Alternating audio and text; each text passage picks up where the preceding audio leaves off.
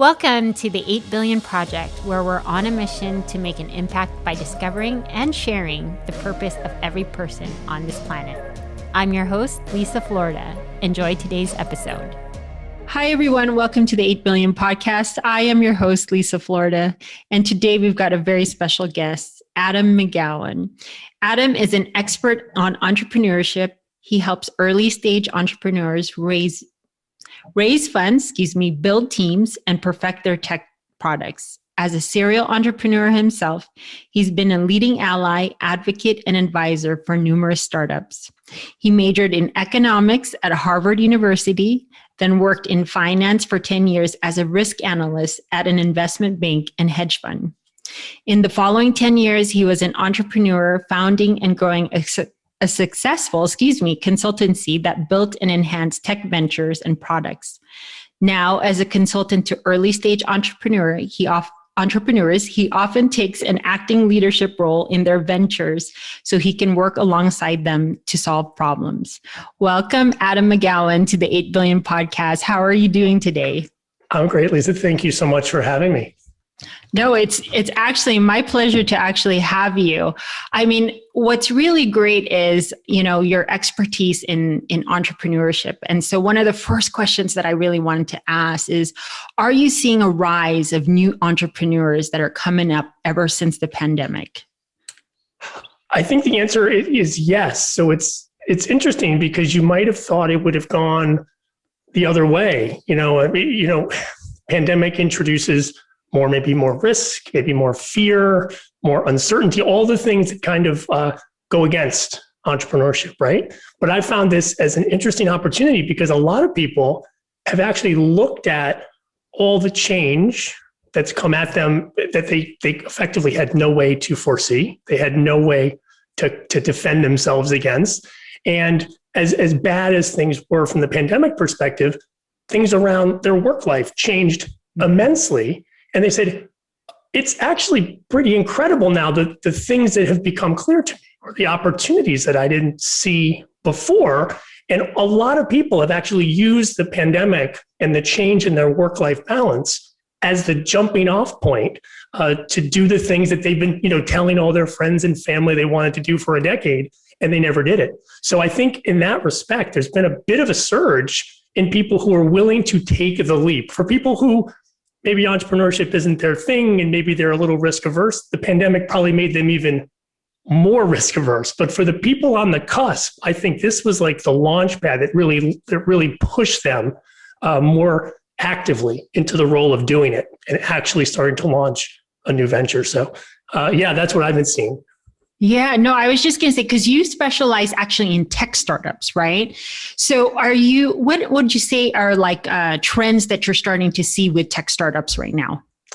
Well, it's interesting because my background has been in helping scale and grow startups related to technology, but yet I'm not a technologist myself. I'm sort of this weird mixture of things. So I've always been a technology hobbyist, but when I launched and grew my consulting firm, I surrounded myself with real heavy duty technologists. I was a little bit more of kind of the strategic piece of it. And my focus was actually on founders who were not technical, who were trying to build a technical product, because that was me. Like I was not technical and sort of self-taught. And I realized that technology is where so many of these opportunities are. And when I launched my own ventures, I went from being a non-technologist to somebody launching a tech startup. And so I had this unique background. And I thought, this is one of the key things that's been really sort of democratizing entrepreneurship, is that the non-technical can now more easily launch technology-based ventures than I think they ever could before. The tools are there, the communication means are there. And so I think that's been really interesting. And so, this idea, there's still plenty of brick and mortar, shops going up, but frankly, many fewer in the pandemic, right?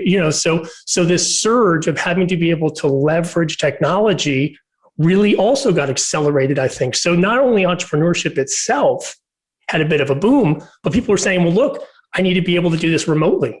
I need to be able to use tech. I need to be able to have this be a digital experience because the in-person world has changed potentially for a long time, they needed to prepare for that. So I think from a technical perspective, I'm also just seeing a bigger proportion of these new ventures having no choice but to be much more technical and digital in their approach because the world is sort of dictating that for them.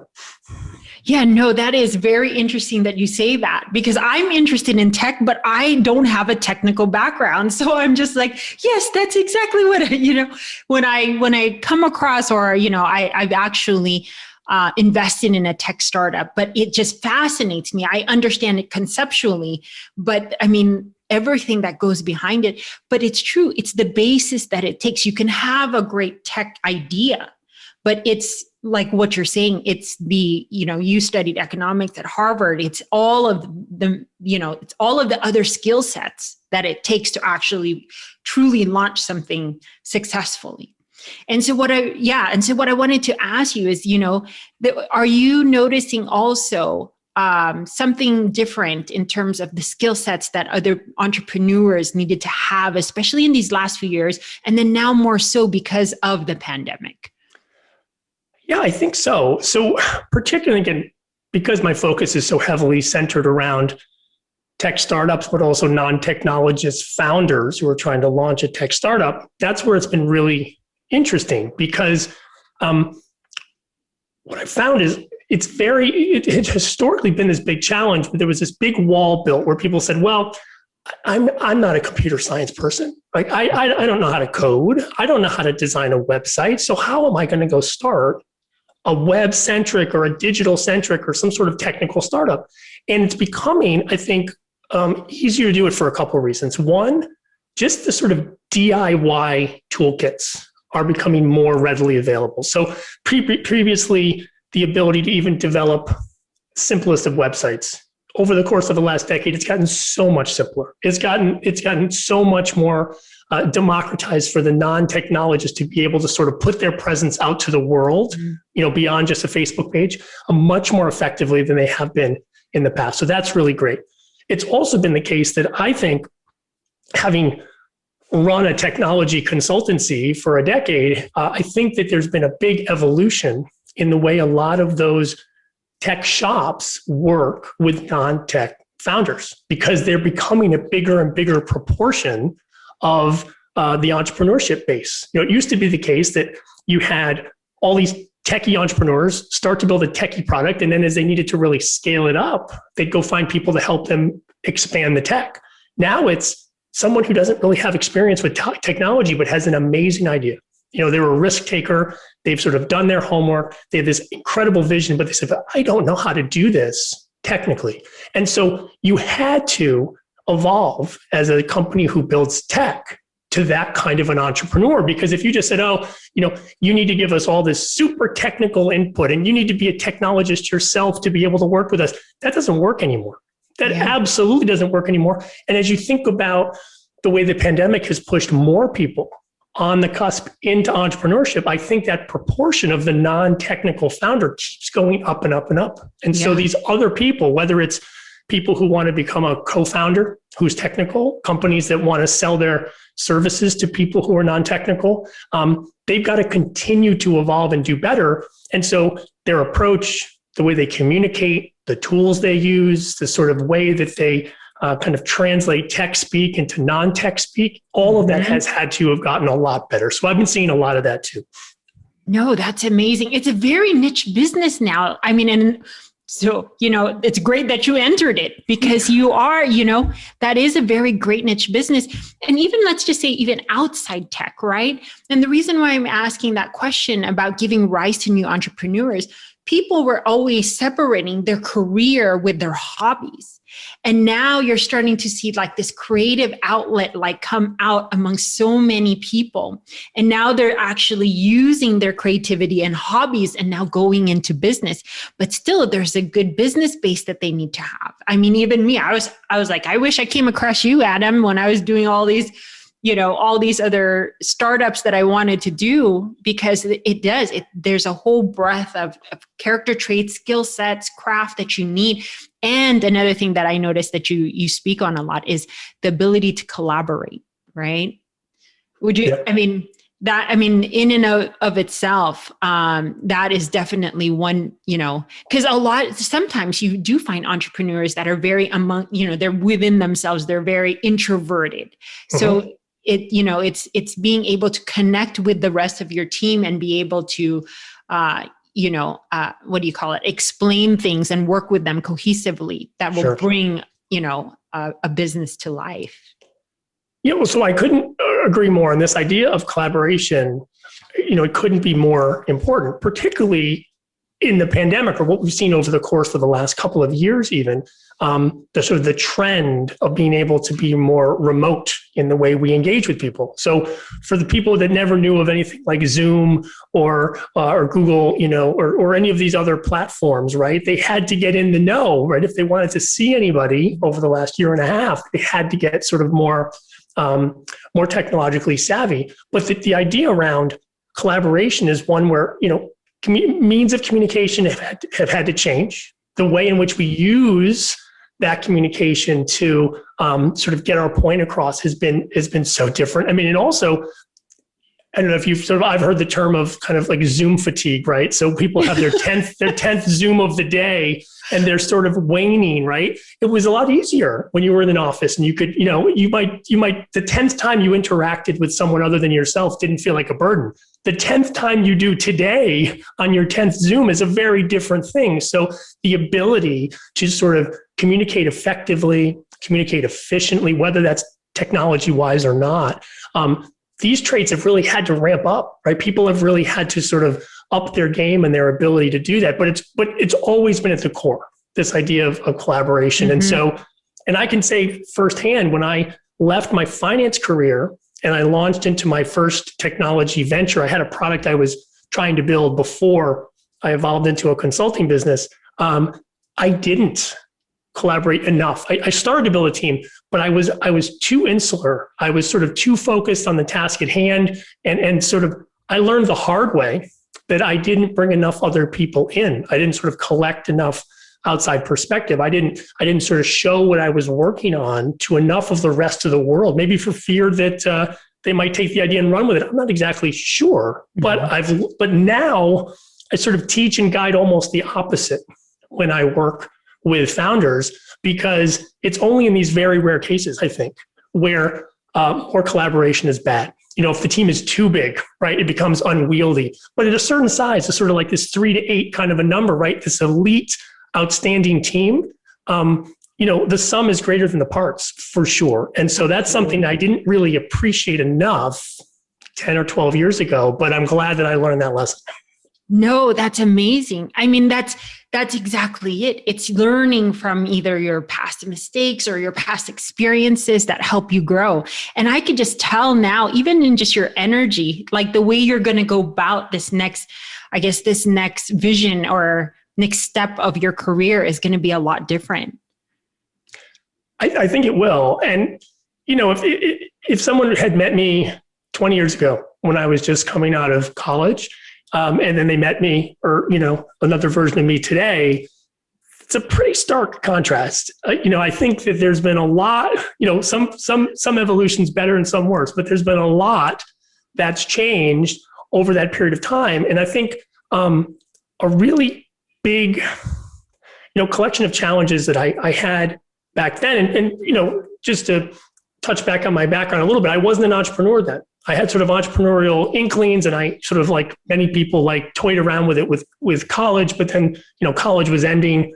I had student loan debt up to my eyeballs. So the startup wasn't going to pay the bills, or wasn't going to pay the student loan collector. And so I went out and got a real job, right? I worked in finance, but I was very aggressively type A. It was like, had to be bigger, had to be better, the job had to be constantly progressing. I was working in finance, so it was very money driven. So more money was better than less money. I mean, it was a lot of status driven stuff, a lot of the story you get to tell others about what you're doing.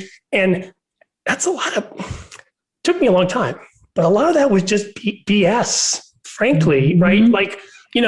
I didn't, I didn't, get married and start having kids till I was well into my 30s. I wasn't ready for that probably 10 years before. I wouldn't have probably done either of those things particularly well. I hope I'm doing them well now, but I certainly wouldn't have done them well just sort of 10 years before. And just my perspective on it has changed a lot because I focus so much now on what story I don't want to tell other people, but like, what is the story that actually matters to me? And that story is not more money at all costs. It's not grow my business to go public and go on the stock exchange. Mm-hmm. It's not to, get an article in some magazine because people will be impressed. I'll tell you, 10 years ago, 15 years ago, those things would be pretty awesome.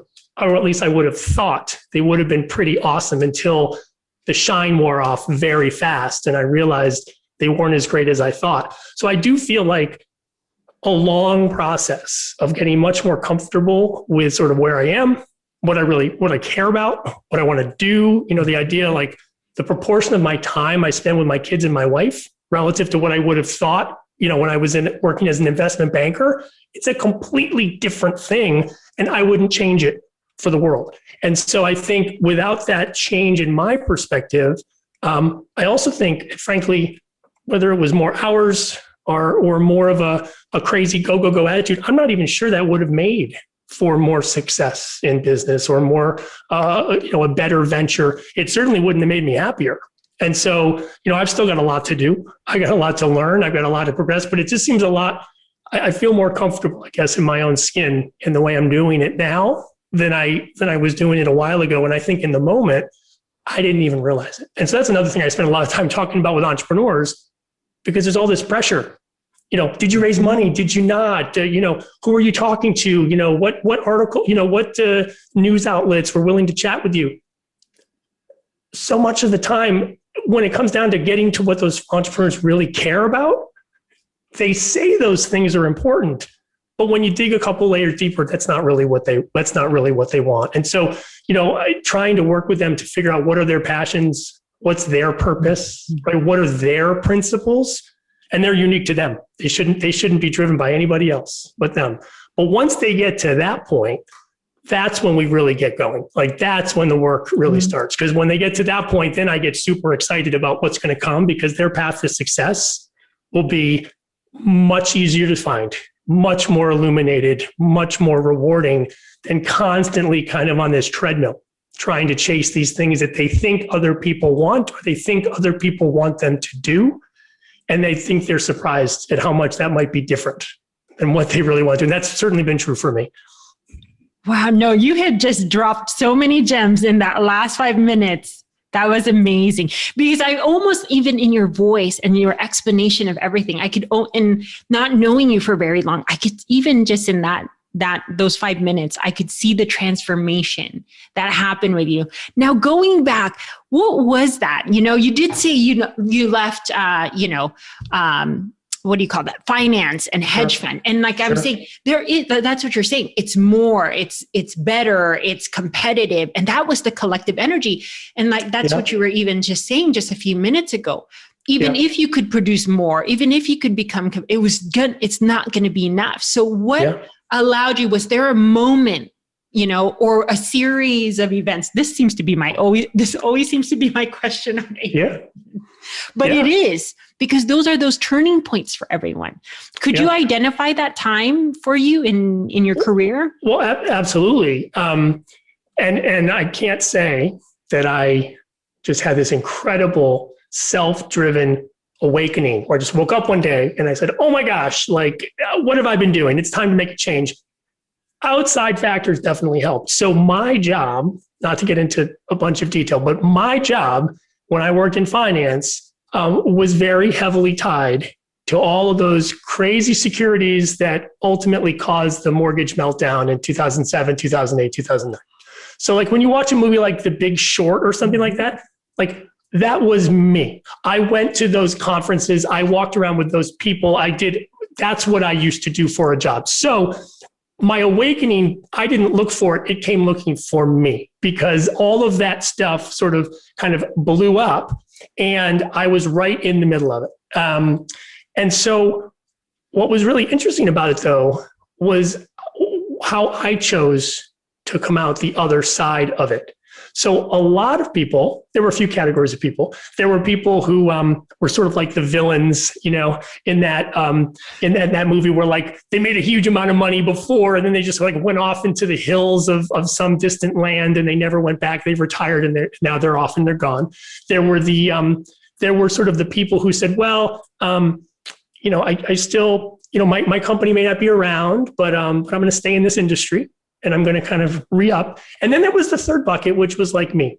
And so my bucket was, well, I think this job I have is either gone or going to be gone very quick. And I need to decide what I want to do.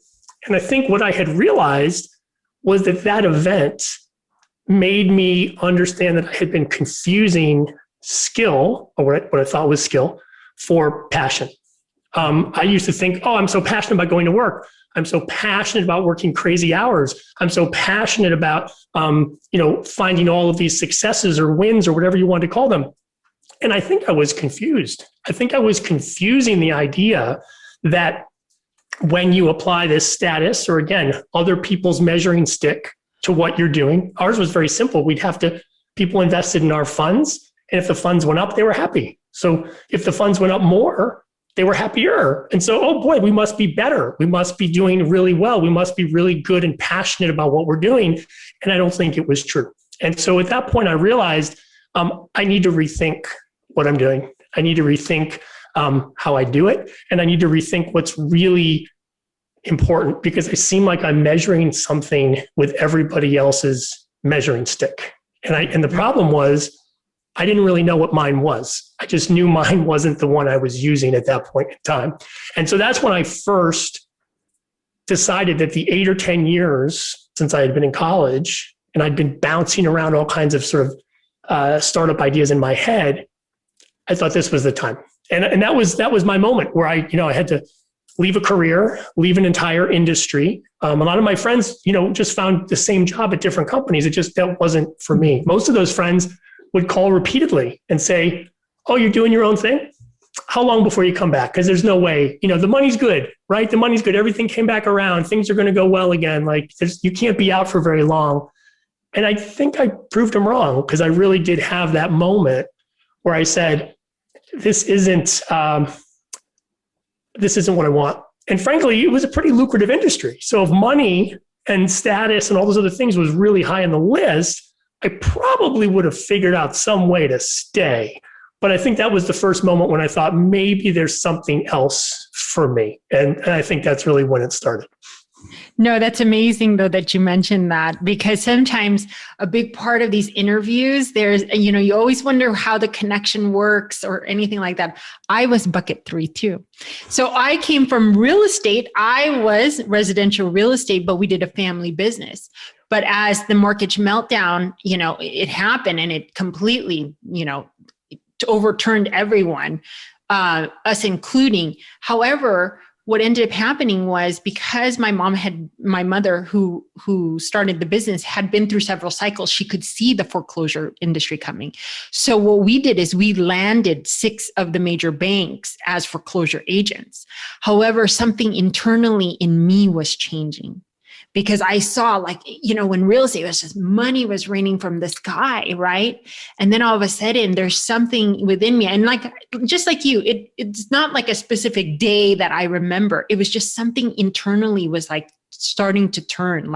You are questioning more of am I mistaking this with what I think success is, as, based on what other people see, as opposed to really what does your heart want to do, Yeah. And from there, a series of events, even me going back to the Philippines and kind of seeing life, from their set of eyes, was truly life-changing for me. So I am back in the family business now, but with a different set of eyes, and so much, ran with so much more passion. There's more meaning to what I do. Yeah.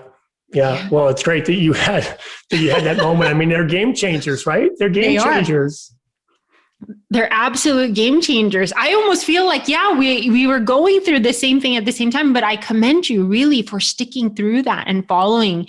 Now you're here coming out with your consultancy agency, and it's going to just continue to grow as based upon your experience and your ability to help. Like people would tell me like, why didn't you become a life coach? Well, I haven't gone through enough life yet. So then how can I coach people? Yeah.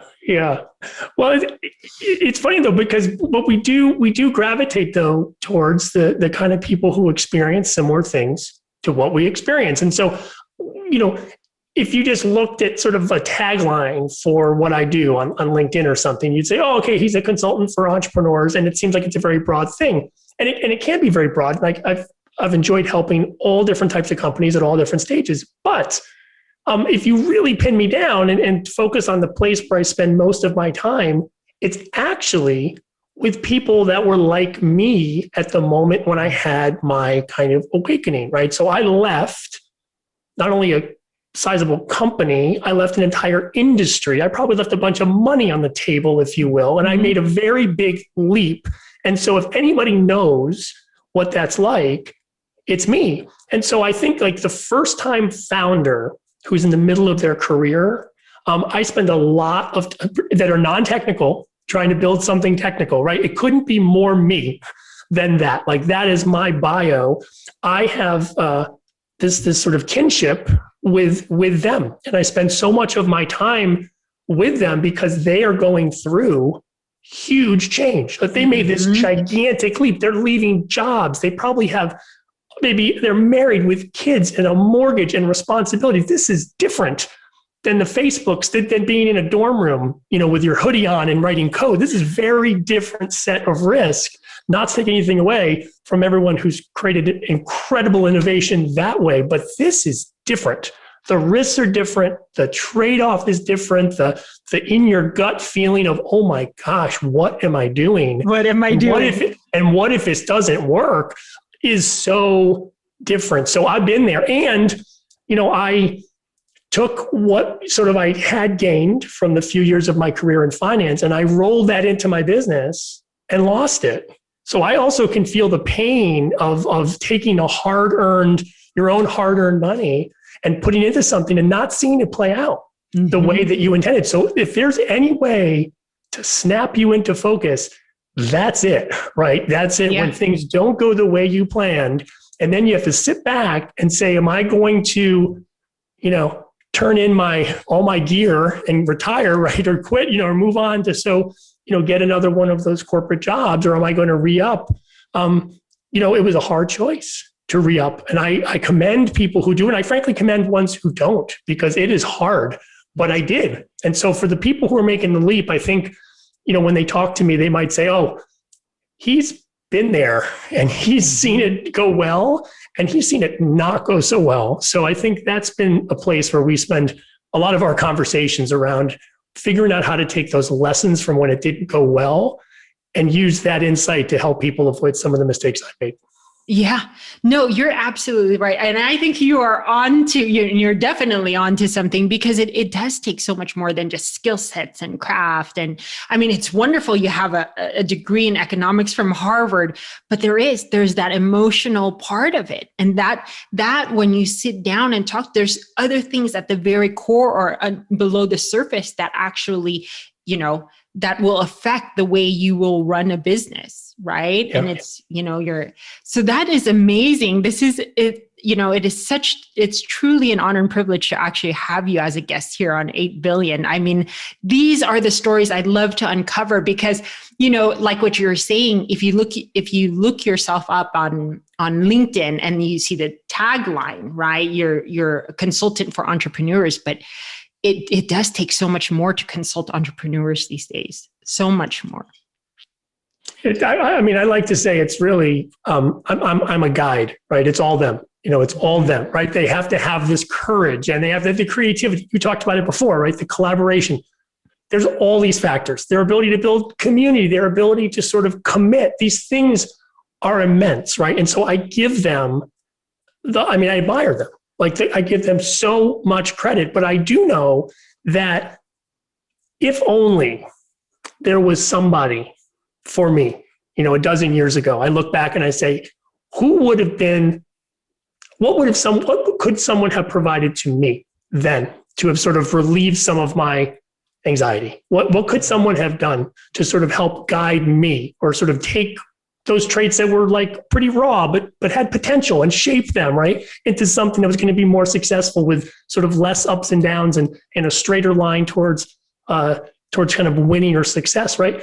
What would that look like? And that's how I've tried to shape what I do, right? I'm sort of more that guidepost that sort of keeps you in the lane, right? And keeps you from sort of going off the edge. And also, if the vehicle needs a little bit of a boost, or a little bit of a, GPS direction on where to go, that's how I like to be able to contribute, sort of standing shoulder to shoulder with someone, and sort of giving them that confidence boost, and the ability to also roll up my sleeves and actually help them execute. Because that's always great when people give you a lot of advice.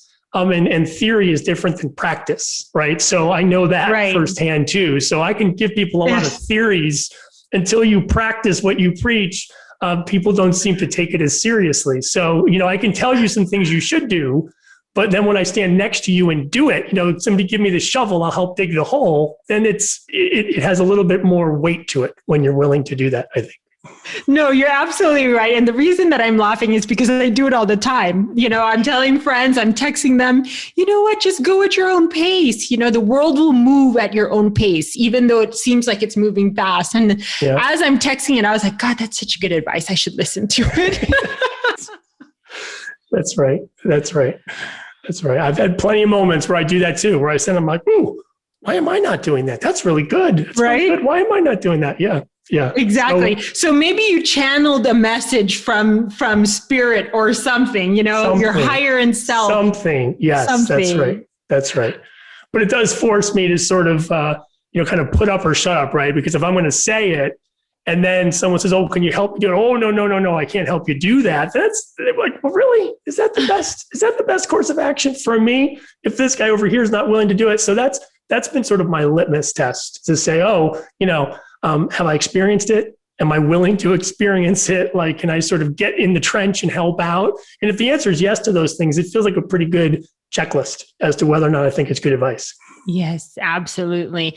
Now, you did say like you specialize in tech. Have you taken on other entrepreneurs not specializing in tech?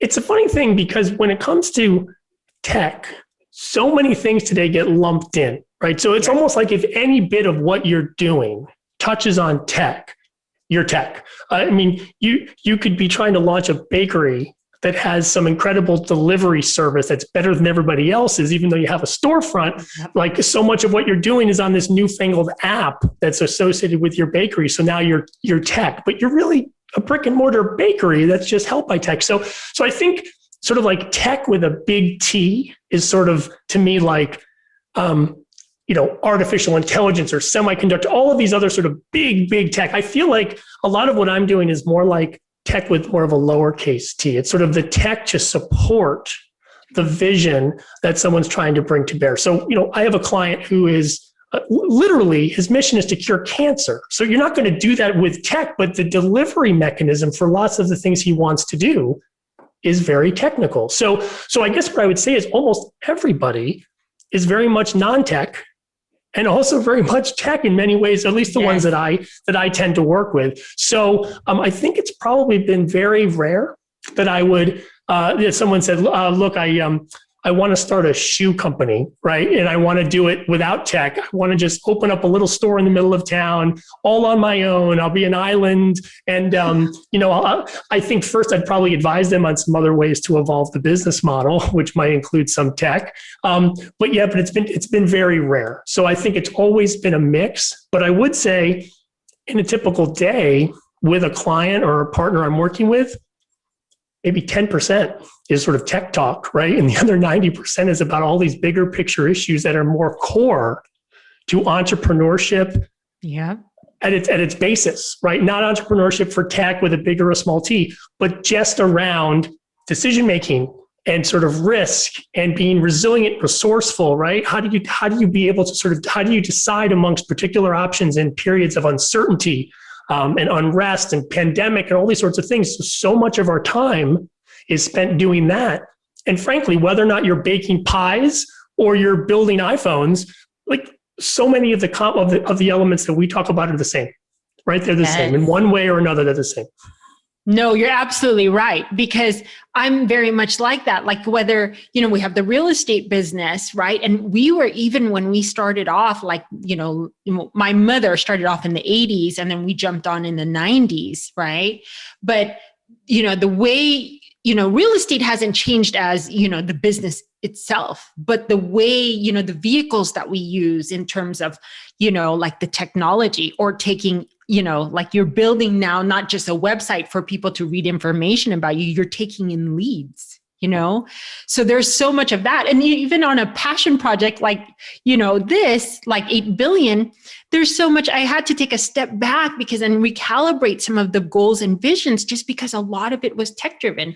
A lot of it is, what social media platform are you going to go on, right? And each social media platform has so many different areas of like expertise that you need in order to become successful on that platform. So you made such a wonderful point on that, but most important, it's probably 10% is the tech part, but the 90% is like the emotional wherewithal. It's really taking those entrepreneurs to where they really need to go. So I'm really excited about where your business is going to be taking you in the future. Oh, I appreciate it. Now, we've talked so much about business, and you did, and there's a big part that you talked about, the personal part of you that internally drove you to start going more towards your passions. But you are a father of 2 and you are married. What is life like now? Are you still in an office? Are you working from home? So I'm working from home.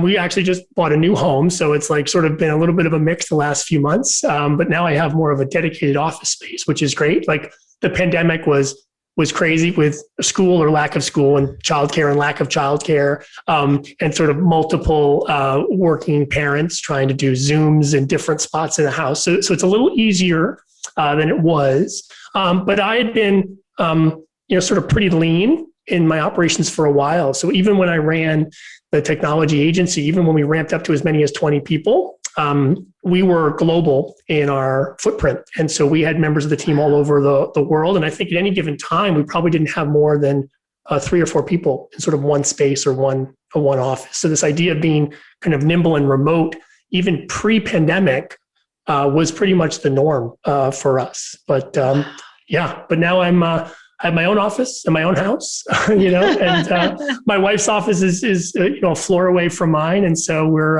sort of doing the pandemic in our own way here. But frankly, I don't think things are going to change very much. I mean, work-life balance has changed. The way we approach work, even with my clients, the number of them that thought it was really critical to even experience each other in person a lot.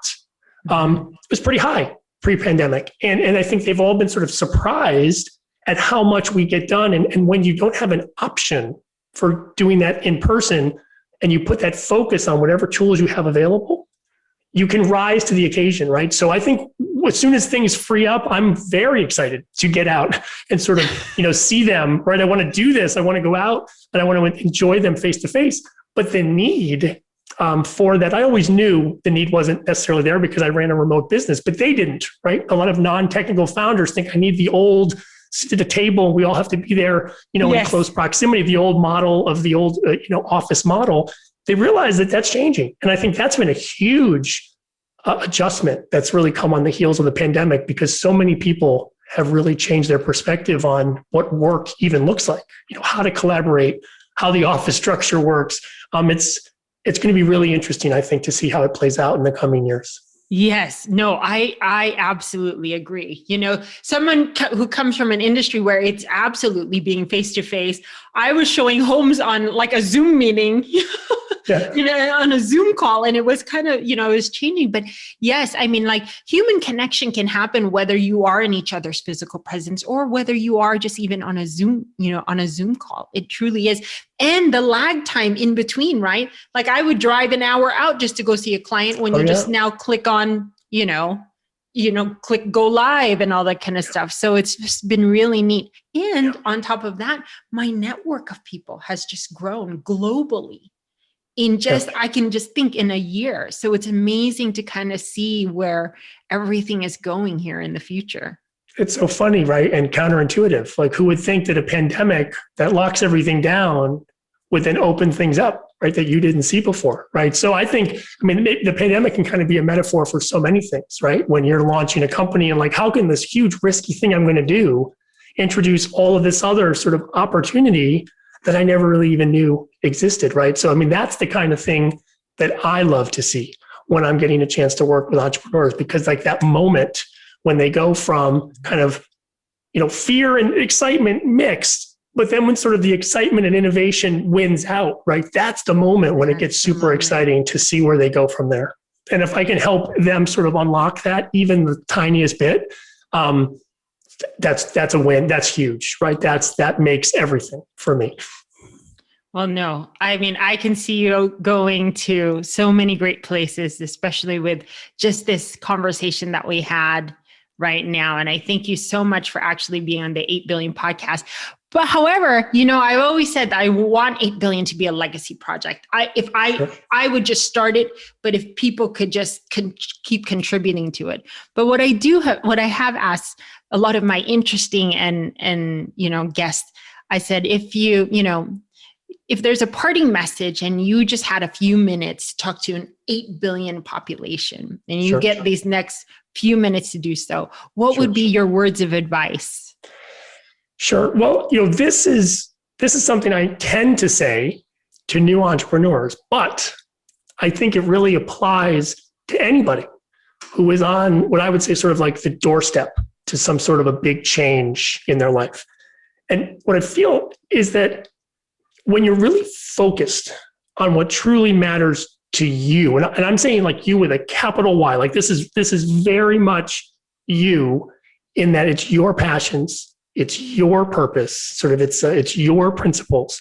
So if you can do that, and you can really drown out so much of the other noise coming from other people or status symbols or all of these other sorts of things, you would be amazed at how clearly lit your path to success can be. That's the thing I see all the time, which I think is hugely underappreciated. Now, that said, doesn't mean it's going to be easy. There's no guarantees out there. So I don't want people to think, oh, what an inspirational message. I'm just going to quit my job and sort of launch. No, it's not going to be easy. It's not going to be guaranteed, but it's going to create the greatest opportunity for you to find what you're looking for. So I think for those people who are sort of on that cusp, if they sort of look inside and say, am I really focused on what is important to me or my family or my principle, whatever those things are, that's probably the best possible foundation you could create for yourself. And if you've done that, I think so many of the other pieces are going to fall into place for you.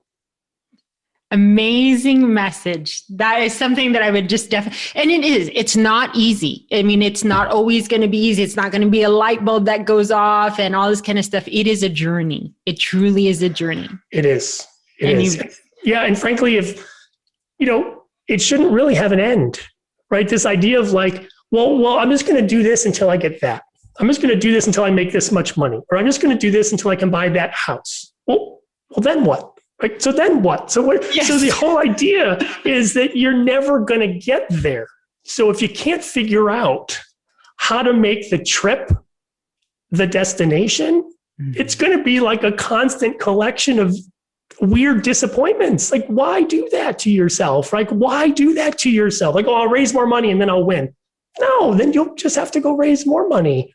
Or I'll go sell my company and then I'll win. Well, no, then you're going to have this itch you've got to scratch and then you're going to go. So no, it's not. And that's a big change for me because everything was about the destination when I was 20 or 25 or maybe even 30. Everything was about a destination. And now the whole thing has to be about the journey. And if it's not, I'm going to miss it, especially now with 2 small kids. I'm going to miss it if it's not about the journey. So yeah, it's been a big perspective change for me. That's for sure. Yeah, no, even just you talking about it like right now, sometimes even like I'm noticing too, even the words that I'm using, like I can't wait until, well, that's always going to be something in the future. If it's like, I can't wait, it's like, enjoy these moments while they're here because this is where your growth is happening. Yeah. I mean, look at like clients of mine who like take on a client themselves that they know is going to be a terrible client. but they need it for something in the future. I'm like, you're gonna sort of mortgage your next 2 years of your career so that you can get to some other thing. Like, don't do it. Don't do that. Like, don't do that. So you make a little less money. You have a little less opportunity. What were you going to do with it anyway? It wasn't going to make you happier. Wasn't going to make you more content in the scale of it. Maybe if you didn't bring on that client, you didn't raise the venture capital money. So what? Like, so what? Why? And so those are the conversations. Again, this whole idea of like 90% of the talking is not about tech. A lot of it's about stuff like this. So what? How are you going to shape the company that really fits into what you want to do? How does it make you happy? And at the same time, if you're really passionate and it makes you happy, that doesn't mean it doesn't helping other people. When you're really on point on something you're good at, that you're passionate about, everybody else wins when you do that. All your clients, all your partners, all your relations, hopefully your family, everybody else wins when you're doing that. So when I just see people who are sort of in it for a destination and they're miserable, I got to figure out how to shake them. Like, how do I shake them and say, you got to stop doing that. You got to stop doing that. So anyway, that's another one of my parting thoughts, I guess. It's like, stop doing that, please. No, this has been absolutely amazing. And when I get guests like this, it's amazing how fast the time can fly. But I'm sure after watching this, many people will want to get a hold of you. Could you let, the audience know the best way to get a hold of you, whether they've got questions about life or even I don't want to overpromise here on how much I can help, but I think my website's probably the easiest way. So AdamMcGowan.net, MCGOWAN. So AdamMcGowan.net. There's a few Adam McGowans on LinkedIn, but you could probably, especially if you either hear my voice or you look at me, you watch this video, you should be able to say, oh, that's the one. So I should be found pretty easily on there as well. But yeah, those are the easiest ways to get in touch with me. Awesome. So it has been an amazing time here with you, Adam. And thank you so much for sharing so much of your wisdom and experience, your purpose and passion in life. So like I said, I tell this to all my guests because I love all the guests that I actually bring on. And so thank you so much for being on. And you're always more than welcome to come back on the 8 Billion platform as we continue on our journey, right? Because it's not the destination. It's always going to be the journey. So there's always going to be more to share in the future. Well, I appreciate it. And I just wanted to extend a thank you, not only for having me on, but for the project period, right? So you seem to me, right, to be personifying exactly what I was talking about. Like your excitement and passion for this and just sort of like the emotion and the good feeling that you bring to it. Like, I've enjoyed doing it mostly because I'm sort of feeding off of you. So you're doing all the things that I spend so much time trying to get others to do. So thank you for that. Thanks for this. And yes, I'm on board, and I'd love to sort of be back at some point in the future, because it's an outstanding mission, and I think you're great. So thank you.